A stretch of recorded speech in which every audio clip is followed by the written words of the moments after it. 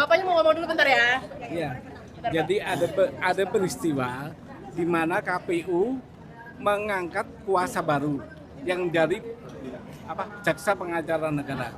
Nah, saya keberatan kalau kuasa dilakukan dua-dua.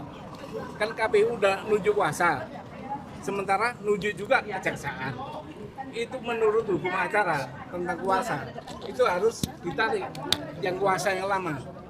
Itu pasal 18, 16 KUH Perdata. Jadi setiap pengangkatan kuasa baru otomatis kuasa lama ditarik. Maka saya minta harus berlaku salah satu, yang jaksanya kah atau yang KPU-nya. Yang datang tadi siapa, Pak? Jaksa pengacara negara dan orang KPU. Apa kuasa hukum dari KPU? Pak, jadi kalau sampai double ya, ini kan sebenarnya dari KPU juga institusi negara. Apa sih Bapak permasalahan sampai kenapa jaksa hadir, kenapa Bapak permasalahan itu? Saya permasalahkan begini, karena ketentuan KUH Perdata bunyinya begitu. Siapapun yang menerima kuasa baru, otomatis kuasa lama gugur, ditarik. Gitu loh, itu. Nah, itu teknik mengundur-undur itu, Pak? Nggak tahu deh, saya nggak bisa terjemahin gitu. Ya. Berarti yang Bapak permasalahkan sebenarnya jatuhnya lebih ke teknik ya? Iya, bukan itu. Ada tendensi Gini, apa begitu? kalau hukum acara itu harus tertib. Kalau nggak tertib, bahaya. Nanti putusannya bahaya. Terus dia mewakili siapa kalau gini caranya? Ya kan? Gitu. Tertib beracara itu hukumnya mutlak. Harus. Gitu. Dengan adanya ini Pak, ini kan akhirnya diundur, maksudnya harus selanjutnya jadinya pemeriksaan sidang lagi dong, jadi bisa identitas lagi. Nanti. Ini peristiwa ini baru. Saya juga belum pernah alami. Nah, mungkin ada penetapan dari majelis besok boleh atau tidak ada dua kuasa ini. Itu kayaknya. Oh, dua kuasa ya? Iya, dua kuasa. Hakim bilang ini penambahan. Saya nggak bilang nggak bisa penambahan. Kalau penambahan itu dari internal KPU boleh. Tapi ini kan kejaksaan. Masa kejaksaan sama KPU tambahan? Itu kan yang berbeda itu, ya kan? Pasalnya tadi pasal berapa Pak? Pasal 18, 16 KUH Perdata. Hafal loh saya. Pengalaman Bapak, kenapa tadi mic-nya mati? Waduh, nggak tahu deh. Pak, pengalaman Bapak kalau banyak kuasa gini berarti takut atau apa, Pak? Takut ya? Waduh, masa takut sih? Mau nggak saya kok takut. Pak, upaya selanjutnya apa yang dilakukan dengan Pak Palal selanjutnya, Pak? Pada persidangan selanjutnya? Nunggu proses saja. Ikut proses sesuai hukum acara aja. Ya, Jadi ditunda minggu depan Senin juga? Minggu depan Senin juga jam yang sama, ruang yang sama, mendengar putusan pengadilan ini. Boleh nggak pakai kuasa, dua kuasa gitu. Itu putusannya. Iya. Ya, oke. Ya. Ya, begitu. Hmm. Kami sudah mendatangi Dikdasmen, ya, bertemu dengan Sekretaris Dikdasmen saat ini, ya, Dr. Eko Susanto, yang mengatakan bahwa Gibran hanya menyelesaikan 2 tahun di Orchid Park Secondary School, kelas 9 dan kelas 10. Ya, dia harus mengulang ke kelas 9 lagi, meskipun sudah lulus kelas SMP di SMP Solo, ya, SMP Negeri 1 Surakarta. Di Orchid Park Secondary School, dia harus mengulang ke kelas 9, kelas 3 SMP lagi. 2 tahun di sana sampai kelas 1 SMA. Ya, hanya sampai kelas 1 SMA. Jadi tidak lulus SMA di Singapura. SMA apalagi SMK. Nah, saya tanyakan, dari syarat penyetaraan ijazah yang ada di panduan penyetaraan ijazah di Ditjen Dikdasmen, ada di web arsip mereka, ya, di repositorinya, bahwa memerlukan penyetaraan ijazah, memerlukan ijazah yang perlu disetarakan. 1, transkrip nilai. 2, yang ketiga yang paling penting adalah raport 3 tahun. Artinya kalau ingin menyetarakan ijazah SMA, maka raport kelas 10, raport kelas 11, raport kelas 12. Itu yang Gibran nggak punya. Jadi Gibran nggak punya ijazah SMA, nggak usah ijazah SMA. Raport saja nggak punya 3 tahun itu. Ya. Nah, jawaban mereka adalah raport 2 tahun ini, kelas 12, kelas 13, kelas 11, kelas 12, itu berasal dari UTS Insert. UTS Insert itu kursus. Ya, ada 2 silabusnya, English course atau diploma. Kok bisa disetarakan dengan SMK? Ini transkrip nilai dari UTS Insert disetarakan menjadi raport kelas 2, kelas 3 SMA atau kelas 11, kelas 12 begitu. Itu harus diungkapkan di persidangan. Kita jangan berpikir dulu hasil akhir. Kita tahu banyak kekuasaan termul di mana-mana. Ya, tetapi kebenaran harus diungkapkan di persidangan ini, dan saya memastikan itu harus diungkap oleh Pak Suban. Karena apa? Kita dapatkan sumber itu verbatim, ya, word by word dari pejabat Kemendikbudristek saat ini, ya, sekretarisnya, yaitu Dr. Eko Susanto, begitu. Oke. Ada pesan buat Jadi gini, saya tadi masa sekolah jaksa pengacara negara mau dikasih kuasa yang double-double. Itu hukum acaranya nggak boleh. Iya. Makanya hakim nggak bisa nolak. Dibanyak-banyakin kuasanya supaya menang kali gitu ya. Padahal bukan begitu. Jadi total kuasanya berapa, Bang? Jadi satu kuasa yang dari internal negeri 60. ditambah jaksa tadi nggak tahu berapa itu, ada 5 atau 6. Oh, jadi nama yang kuasa itu ada 65. Yang kuasa yang KPU ya, yang Kuasa dari KPU Dari KPU untuk internal KPU itu yang pertama saya lihat 60 nama. 60 60, nama. ya. Nah, Terus kalau sekarang dari Gibran? ditambah lagi tadi dari jaksa pengacara negara itu kalau nggak salah 5 tadi. 65 Terus dari ya. Gibran pertama jaksa pengacara negara juga saya tolak. Sekarang pakai pengacara profesional 3 orang aja. 3 orang. Ya. Us KPU pengacaranya 60, Bro. 60 tambah 5. Itu membayar mereka uang negara dong berarti KPU itu.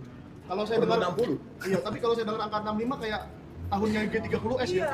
G30S 65. Kok bisa sama-samain sih? 60 bukan 65. Tambah 5. Yang lebih keramat itu nomor perkara. Halo teman-teman, kembali lagi bersama saya di channel ini. Teman-teman, kita telah menyaksikan sebuah cuplikan video bagaimana seorang subhat teman-teman ya, seorang penyelidik ya, termasuk Roy Suryo dan timnya ya dalam mengusut tuntas tentang ya ijazah Gibran ini teman-teman, yang akhir-akhir ini ya sudah menjadi bahan perbincangan di media sosial dan juga sudah masuk dalam persidangan. Nah teman-teman, di dalam hal ini silakan lihat endingnya. Nah di dalam hal ini teman-teman, kita melihat bagaimana seorang subhat kesal ya, dia kesal teman-teman ya dalam berbagai ya penyelidikan yang sudah mereka dapatkan suatu hasil, dan maka ya bagaimana tanggapan dari hakim tersebut. Nah tentu teman-teman, dikatakan di sini kita bacakan bersama-sama, dikatakan awas hakim ayo rakyat ikut awasi proses sidang Gibran, kalau nyimpang viralkan. Nah artinya teman-teman, di dalam hal ini kalau kita melihat ya bagaimana ya hakim, apakah hakim ini ada juga yang main upet-upetan teman-teman akhirnya, atau juga berpihak kepada siapapun ya teman-teman. Kita bacakan terus komentar dari masyarakat Indonesia. Dikatakan bubarkan hakim termul. Teman-teman, kalau kita melihat bagaimana saat-saat ini masyarakat juga sudah pintar bagaimana menilai orang-orang yang memang benar dan tulus dalam melakukan persidangan teman-teman, terutama kepada Wapres Gibran ini. Dikatakan di sini bahwa DPR RI secepatnya makzulkan Gibran ya karena ijazahnya nggak jelas. Nah teman-teman, ini yang menjadi suatu pertanyaan besar ya, kenapa bisa hal ini terjadi teman-teman, dan kenapa Gibran ini ijazahnya juga kurang jelas teman-teman tentunya. Dikatakan lanjutkan Pak Subhan, pidanakan dan makzulkan Gibran, jangan takut rakyat bersamamu ya. Pak Subhan, perlu rakyat harus nepalkan. Teman-teman, kalau kita melihat di sini teman-teman, bagaimana juga antusias dari masyarakat untuk mengkawal terus ya pembuktian dari ijazah Gibran ini. Dan teman-teman, kita sudah melihat hasil dari hakim ya setelah persidangan ini, dan kita melihat bagaimana ya bagian hakim pengacara dari si Gibran ini teman-teman, pembela dari si Gibran ini, maka ya seakan-akan mereka tidak akan terima apa yang sudah terjadi. Gibran sudah tidak bisa diselamatkan, Gibran wajar mundur. Teman-teman, di dalam hal ini banyak sekali masyarakat Indonesia yang juga mencuat suatu hal ini, dan bagaimana Gibran untuk memakzulkan dirinya sendiri ya tanpa dimakzulkan. Dikatakan di sini yang takut yang bawa kuasa, intinya kalau emang benar ada ijazah nggak perlu pakai kuasa. Nah teman-teman, di dalam hal ini kalau memang benar-benar ijazahnya itu asli, kenapa tidak ditunjukkan? Nah ini sama persis seperti kasus ya ijazah bapaknya Jokowi.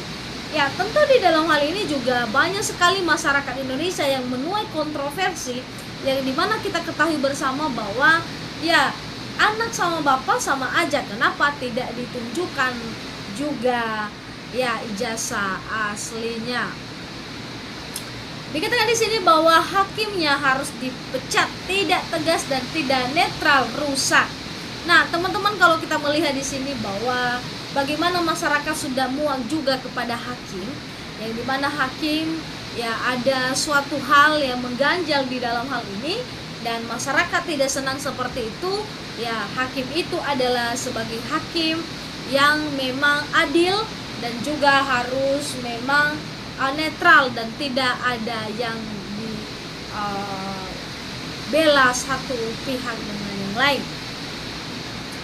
Dikatakan teman-teman, Pak Suha sangat tulus dan kompeten dalam bidang hukum, cocok jadi Menteri Hukum dan HAM. Teman-teman, dikatakan semoga pemakzulan ini terlaksana. Kami sudah muak, dikatakan lihatnya segera ganti yang baru. Nah, teman-teman, di dalam hal ini banyak sekali yang memang mempertanyakan hal-hal seperti ini, teman-teman, di mana kita ketahui bersama bagaimana ya Gibran ini, teman-teman, kualitas juga kita sudah melihat ya bagaimana caranya ketika dia dalam menyampaikan pidato dan sebagainya.